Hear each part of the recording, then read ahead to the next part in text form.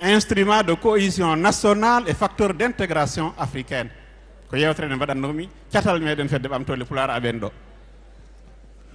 e nder wito he min tawi e nder leyɗele Afrique 40% leyɗele Afrique ne mbaɗi fulɓe mbatte hen hakkillaji bandiraɓe 40% cafanɗe nayyi e nder temedere leyɗele Afrique fulɓe ene hen capanɗe tati e joyi ha capanɗe nayi e joyi leƴƴi Afrique ko denɗiraɓe fulɓe yajanta kam limtudeɗi ɗo sabu mbiyami ko yomi raɓɓikino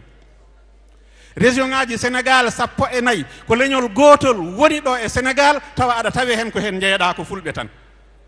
fulɓe ne tawa e nder 14 région Sénégal jofiɓe ne tawa e nder région ngaji 7 serraɓe ne tawa e nder région ngaji 5 manninkoɓe ne tawa e nder région ngaji 5 safalɓe ne tawa e nder région ngaji 6 heddiɓe ko pecci ko région ngaji ɗiɗi région ngaji 3 kono administration civil son duttima e defre mon mo gandu ko kalmi